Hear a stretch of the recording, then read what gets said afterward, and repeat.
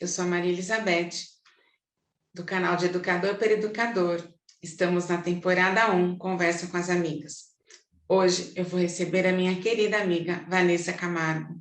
A Vanessa é educadora há mais de 25 anos, pedagoga e psicopedagoga, e também é uma professora especialista em escuta antropológica das infâncias pela Casa Tombada. A Vanessa e eu trabalhamos um tempo juntas num projeto filantrópico lindo e também desenvolvemos um material didático.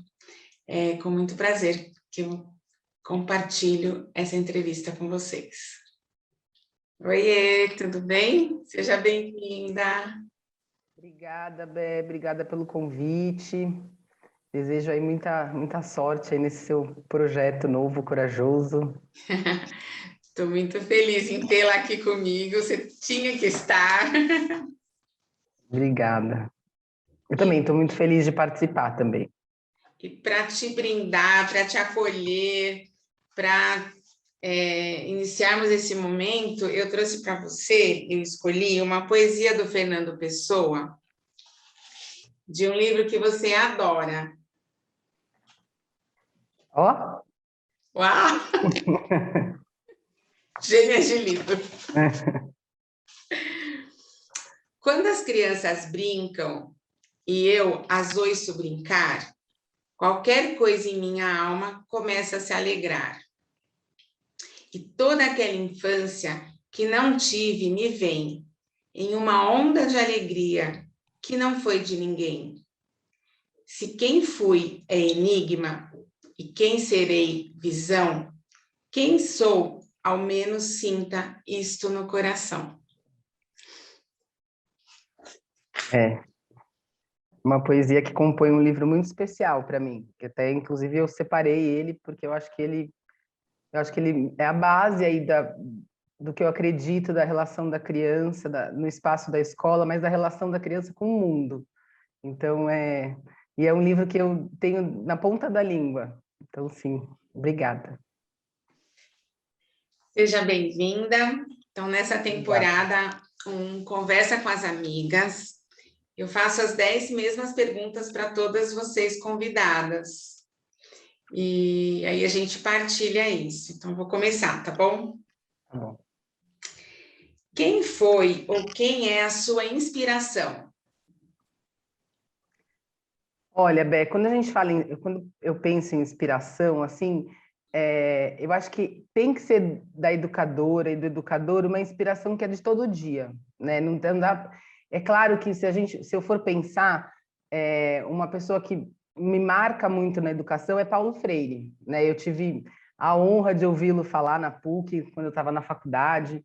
Então, essa força dele, eu acho que isso foi muito determinante aí no meu percurso, de ver o movimento dele, as falas contundentes, ler os livros dele. Mas eu acho que a inspiração do professor, Bé, tem que estar todo dia, né? As crianças têm que te inspirar, o espaço da escola tem que te inspirar, a sua relação com ela tem que te desafiar. Então, eu acho que todo dia vem uma inspiração nova, todo dia o professor e a professora, eles não podem parar de se sentir inspirados. Verdade. Então, né, esse é um movimento que é contínuo. Então, uma pessoa que me inspira muito, mas que inspira muitas, né, praticamente todos nós aí, é o Paulo Freire, mas eu lembro dele falando isso, nossa, me toca muito. Mas eu acho que todo dia a gente tem... As crianças são uma grande fonte de inspiração diária. Quase que um novo respirar, né? Sim, o esperançar, né? Então, eu acho que é isso. Eu acho que um professor sem inspiração, né, sem desejo, sem olhar, né? Eu acho que você tem que... acho que esse encantamento, ele tem que ser todo dia, né? Você tem que ter sempre esse movimento de busca, de escuta, de olhar. Então, a inspiração tem que estar no cotidiano. Excelente. Quais eram os seus planos no início da sua carreira? Quando eu entrei na faculdade, eu, na verdade, prestei vestibular para 2 áreas, para administração de empresa, não tem nada a ver comigo, e para pedagogia. E eu entrei nas 2. Então, eu fazia uma de manhã e eu fazia a pedagogia na PUC à noite. E o que acabou acontecendo? A minha ideia era ter a pedagogia, mas seguir a administração, quando eu entrei na faculdade. Mas aí eu comecei a ver que tudo que eu pensava e tudo que eu acreditava estava na pedagogia. Então, eu fiquei 1 ano nas 2 faculdades, uma de manhã e uma à noite, e aí fui para a pedagogia. Tinha uma ideia muito de trabalhar em empresa, era uma época que recursos humanos estava contratando muito pessoas com a pedagogia, mas aí, acho que no 2º ano, eu já fui trabalhar com crianças em escola. E aí eu não saí mais. E eu acho que tem uma coisa muito marcante nisso, que é o encontro com as crianças pequenas. Então, eu fiz um encontro, fui trabalhar com as crianças pequenas, elas eram as crianças bem pequenas, e ali eu já imaginava que eu ia percorrer minha trajetória sempre com a educação infantil. E isso acabou acontecendo mesmo. No início não era intencional, mas isso acabou se configurando e eu estou na educação infantil até hoje. Sim. Você tem algum objeto de apego desde que iniciou sua carreira? Não tenho, Bé, não tenho algo que eu carrego, que... Eu tenho muitas coisas guardadas que eu ganhei das crianças, então eu tenho então, desenhos, isso eu tenho, mas uma coisa, um objeto que eu levo comigo desde o início, eu não tenho, eu tenho muita foto, era uma época que a gente tirava foto e revelava, isso já revela a idade, né? Mas é verdade. Então, eu tenho muita foto do meu começo, e aí, por incrível que pareça, né, a gente caminhou aí para um olhar para os percursos das crianças muito com registro de fotos e vídeos, mas na época que eu comecei não era o que se fazia, mas eu já fazia muito registro com foto. Então, eu tenho muito esses registros, mas não tenho um objeto específico que está comigo desde o começo. Mas a foto é muito significativa, né? Muito, muito, muito. Já vai mostrando um pouco da relação que vai se estabelecendo com a criança, né? Eu não fotografava para... Eu fotografava para criar memória. Eu não fotografava para replanejar a minha ação pedagógica. Mas já era uma outra forma de ver a criança. Sim. E documentar, eu acho que quando a gente leva para a memória, né, para deixar aquilo registrado, traz também aquilo afetivo quando a gente revê, né? Sim, Rever, sim. não rever, quando a gente revê. Não, eu acho que deixa uma marca, né? É. Porque eu acho que isso também é importante. Mas não tem um objeto assim. Eu tenho até hoje todos os textos que eu li na faculdade, isso eu tenho. Que também é algo que eu carrego comigo, mas não é um objeto específico. Muito bom. Como que é a sua rotina? Como que você se organiza? Como você preparava as suas aulas? Eu acho que isso depende muito do formato, de como você está na instituição, né? De como a instituição vê a forma do planejamento, né? Uhum. Eu acho que eu sempre tentei, o que eu acho muito importante, o que eu sempre tentei foi não trazer nada engessado, mesmo quando eu era obrigada a fazer isso, vivemos esse momento juntas,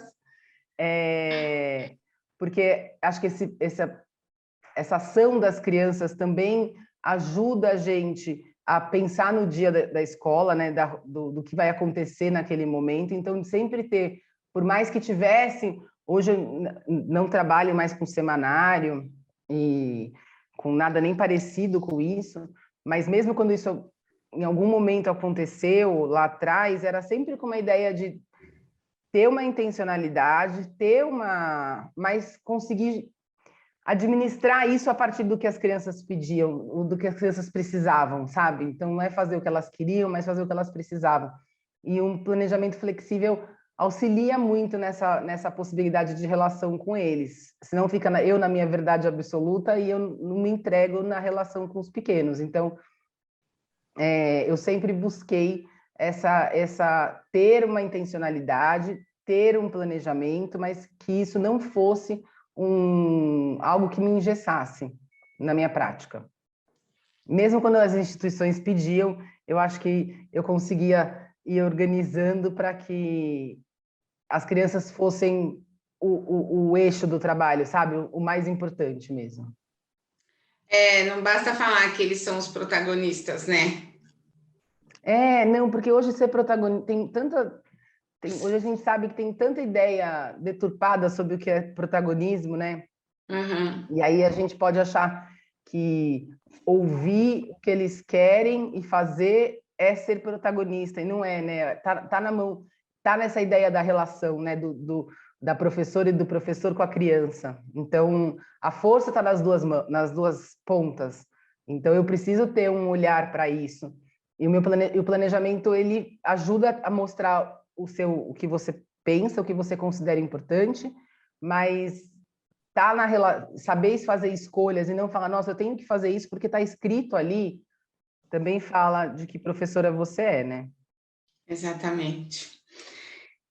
Você tem o hábito de se atualizar, de reciclar? Como que você faz? O que você pode indicar para os nossos colegas educadores? Sim, sempre, né? A gente não pode parar, porque a educação é vida, né? Então, a vida não para, e você não pode deixar de pesquisar, de estudar, de se interessar por outros temas, por outros assuntos que talvez sejam, que te desestabilizem, né? Então, eu gosto muito dessa ideia de que a escola, ela não é uma preparação para a vida, ela é a vida, né? Exatamente.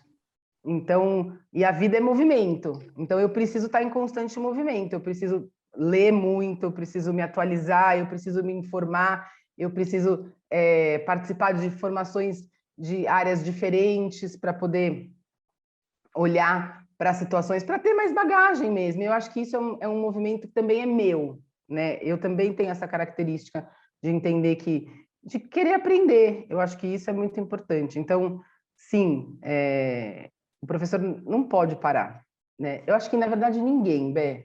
Eu acho que ninguém. Eu acho que o conhecimento, ele vai transformando a sua ação.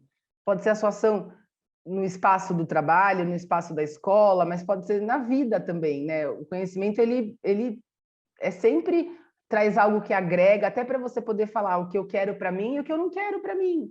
Então, essa ideia de estar em constante movimento de estudo, de pesquisa, é algo importante, é algo que tem se falado muito hoje, né, do professor pesquisador, né, Uhum. que pesquisa com as crianças, mas eu acho que é isso, acho que todo mundo, ninguém podia parar de estudar. Você está me lembrando de uma frase do Arnaldo Antunes: o seu olhar melhora o meu. E pensando também nos diversos pontos de vista, né? Porque se a gente não estuda, se a gente não se atualiza, se a gente não lê, não busca, a gente está sempre no mesmo ponto, né? Não precisa concordar com tudo ou discordar, né? Não é isso, mas você pode ver outras coisas, né? Não, sim, e é isso, até para você poder fazer escolhas do o que é importante para você e o que não é. Porque se você não conhece, você não sabe fazer escolhas. Então, eu acho que não pode parar de estudar, de pesquisar. Isso, E não acreditar em tudo, né? Tem que pesquisar, tem que Sim. fuçar, tem que investigar, né? Mas até esse olhar crítico, ele só se desenvolve a partir do estudo, né? Porque você vai, quanto mais você conhece, quanto mais você pesquisa, mais crítico você fica mesmo para poder aceitar alguma coisa ou não. Exatamente, muito bom. Você gosta de ler? É meio redundante, mas você gosta de ler? O que que você lê? Ai, eu gosto muito de ler. Eu acho que tem uma necessidade de leitura aí do cotidiano, né, do que a gente tem de materiais sobre educação, mas eu também gosto muito de ler pra, por mim, sabe? Então eu li agora O Torto Arado do nossa, Itamar Vieira Júnior, incrível, uma leitura incrível, imperdível, acho que esse é imperdível mesmo. E leio muito, eu tive uma época da minha vida aí de adolescente que eu encontrei perto da minha casa um lugar que alugava livros. Uau! E que era uma coisa muito nova, assim, porque era uma época que tinha muito locadora de filme, e aí eu achei um lugar que chamava Toca da Leitura, e eles alugavam livros. Então nossa, eu alugava quase um livro por semana, assim, para ler. Eu sempre gostei muito de ler. Muito bem. O que você pensa sobre a afetividade na sala de aula? Sobre a afetividade, Isso. eu acho que se a gente pegar a palavra afetar, né, é disso que a gente está falando. A afetividade tem a ver tem uma relação direta com afetar. Então, ela caminha junto. O que eu acho que é importante falar, e que eu acho que a gente tem-se uma ideia muito romantizada da educação, principalmente da educação com as crianças pequenas, que é aquela ideia de que eu amo criança e vou trabalhar com crianças pequenas. Então, eu vou ser professora porque eu amo criança. E eu acho que trabalhar com criança pequena é um grande desafio, é um desafio diário, é um desafio de disponibilidade física, emocional, de entrega. Trabalhar com educação, acho que trabalhar com tudo que você se propõe a fazer, né, tem uma entrega, tem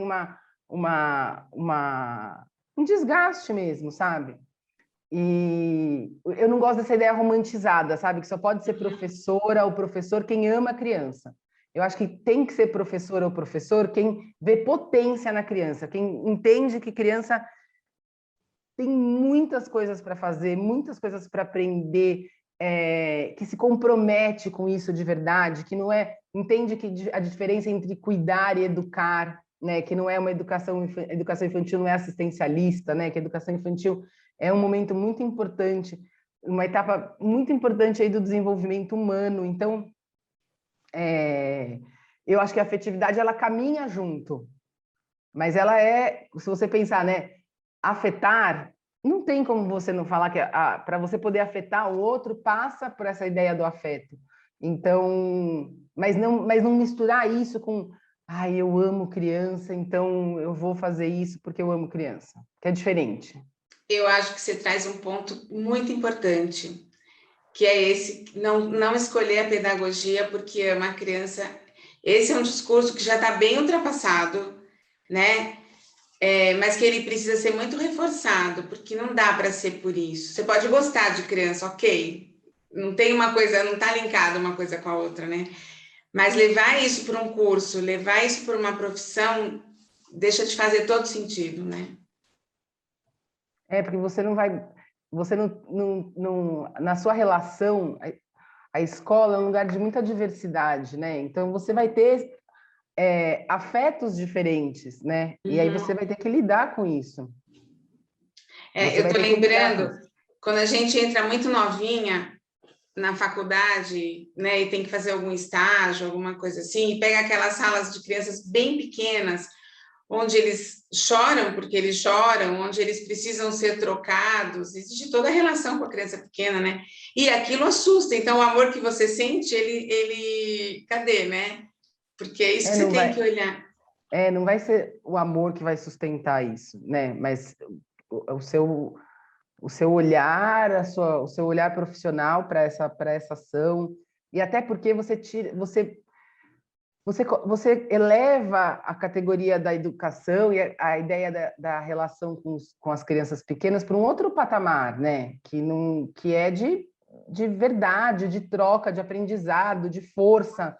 Exatamente. entrega, não fica nessa ideia de amor só, né? Fica na ideia de força, de comprometimento, de estudo, não é? Trabalhar com os pequenos não é saber menos, né? Trabalhar com os pequenos tem que saber mais, porque eles se colocam de uma outra maneira, porque eles têm um outro olhar para o mundo. E você tem que desvendar esse olhar, né? Ter uma sensibilidade para ver esse olhar, né? Sim, sim. Muito bem. O que você aprende ou aprendeu sobre si própria com seus alunos e dando aulas? Eu acho que essa ideia da reinvenção, sabe? De ter que se reorganizar, de ter que... Eu acho que eu sou eu tento ser, né, uma pessoa muito maleável, muito flexível. Eu acho que estar com as crianças diariamente faz com que isso se efetive. Então, e hoje com as professoras e com os professores, né, você tem que ter conseguir se reorganizar, conseguir se reinventar mesmo nessa relação, e eu acho que isso é uma coisa que reforça essa característica em mim, né? Esse dia a dia da escola, de como dar uma resposta, de como falar, pera, eu vou pesquisar, mas eu volto para te falar sobre isso, dessa verdade, né? Que você não tem que ter uma resposta para tudo. Então, eu acho que essa ideia de que são tempos diferentes, movimentos diferentes, e que a gente tem que acolher esses processos diferentes durante o tempo, sabe? Durante eu acho que isso é um movimento importante que eu acho que me mobiliza. Muito bem. Como que está a sua carreira neste momento? Então, nesse momento, eu sou professora, estou orientadora pedagógica e educacional, acompanhando um ciclo de educação infantil. Então, eu acompanho grupos de crianças de 4, 5 e 6 anos, professoras e professores, algo que eu gosto muito de fazer, que eu me encontro nisso, porque eu tenho a relação com as crianças, que é diferente da sala, né, do dia a dia, do cotidiano da sala, mas eu, nesse momento, estou orientadora. Quem é a professora Vanessa? Ai, Bé, eu acho que eu acho que é uma pessoa que aceita e que está em constante transformação, sabe? Que tem um olhar aí, uma abertura para acolher o erro. Eu acho que isso é importante. Então, saber que as coisas não saem como a gente planeja, que tem um processo de escuta importante de adultos e crianças que precisa ser considerado nessa minha ação de educadora. Acho que é isso. Acho que tem que acredita no diálogo, né? No diálogo franco e verdadeiro. Então, que está aí de verdade na relação com os pares. Bom, agora a gente vai para um bate-bola.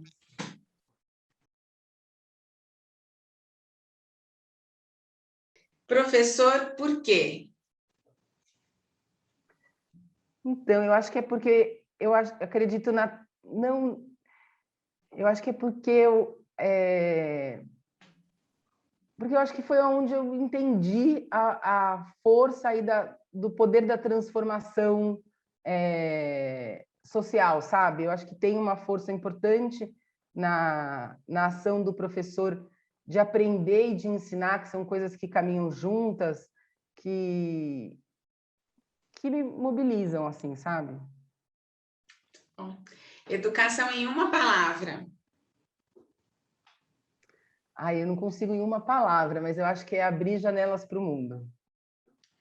Excelente. Um tema atual para a redação. Ai, Bé, essa é uma boa pergunta.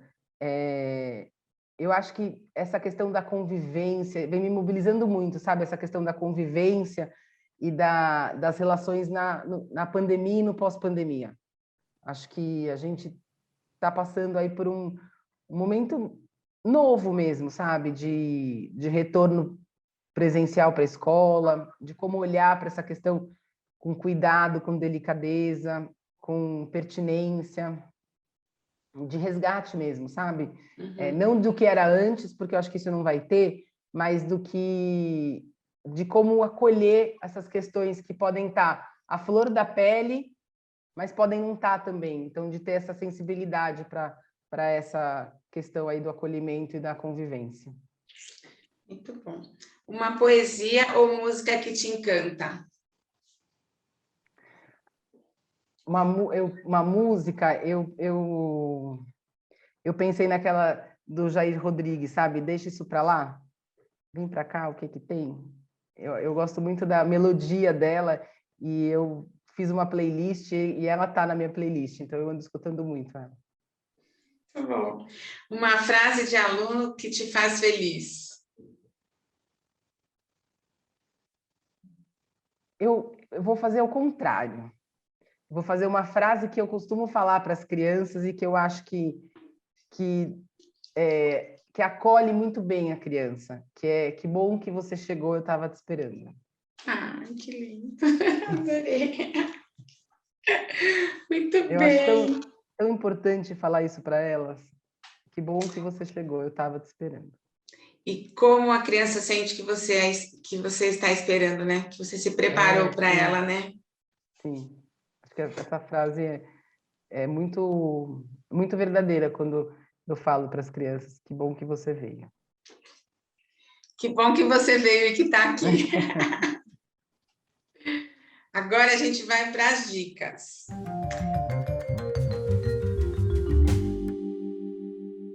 Um livro. Bem, então, olha, eu separei alguns. Todos que você quiser.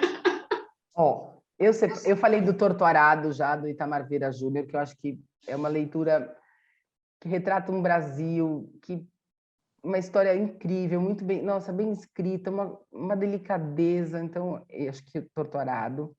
Mas eu trouxe o da Luísa Lameirão, porque eu acho que ele é um ícone, assim. Ele é um livro pequeno, delicado, mas que fala desse brincar com a Vamos criança. fazer uma dupla, né? Mas que fala dessa relação do brincar, desse brincar com a natureza, desse brincar interno e externo, de quem é essa criança que a gente fala, mas é uma leitura muito fluida, sabe? Não é uma coisa que você... Não é... não é aquele pedagogês que... Esse é um livro que eu tenho desde 2009, mas eu acho que ele é fundante, assim. Então, esse... Eu te conheci com ele. Nossa, ele marca muito, assim, a minha trajetória.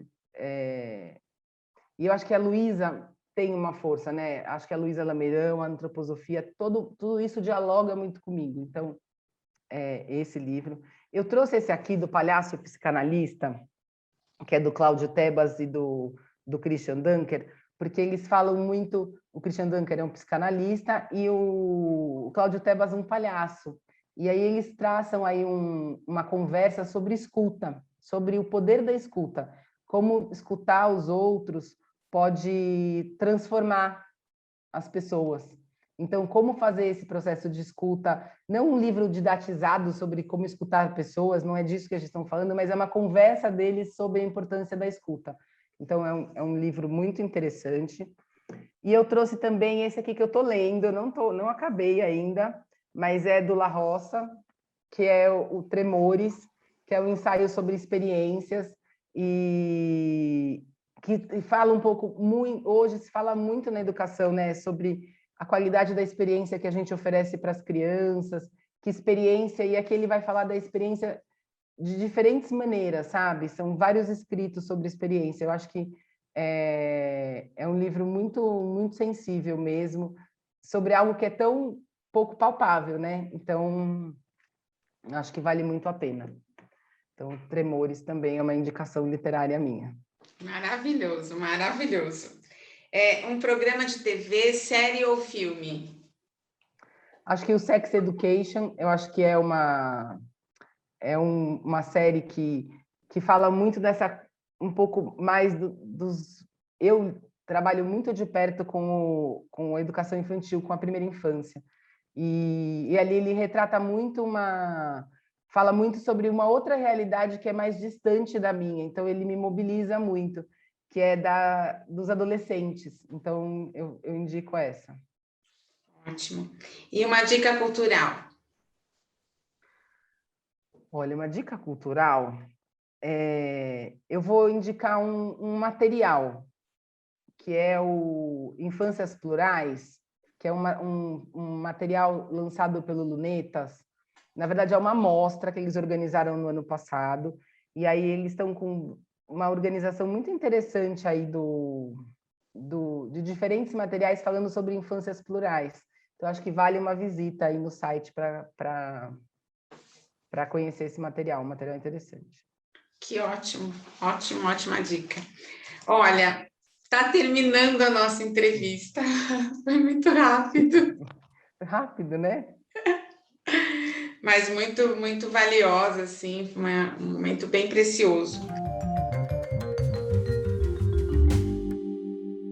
Eu vou pedir que você imagine que você pegou o seu celular e vai mandar uma mensagem por áudio para os nossos colegas educadores. Que mensagem você deixaria?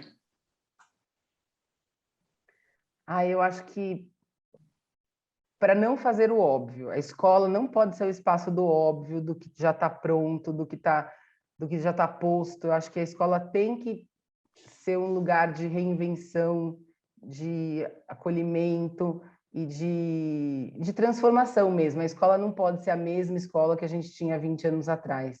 Então, não fazer o óbvio na escola. Acho que essa seria a minha... Não aceitar essa ideia de que todo mundo é igual, né? Porque essa diversidade está dentro da escola. Então, que os processos são distintos, né? Acho que isso é tão importante, que as crianças aprendem de maneiras diferentes. Então, não aceitar que uma mesma atividade, uma mesma proposta vai trazer um aprendizado para 20 crianças da mesma maneira, né? Então, não fazer o óbvio dentro do espaço da escola. Querida, muito obrigada. Foi um prazer Bé, esse obrigada a encontro. você, foi uma delícia. Obrigada a você. Estou torcendo muito para esse projeto que está incrível. E obrigada pelo convite. Foi um prazer. Uma entrevista deliciosa. Um beijo.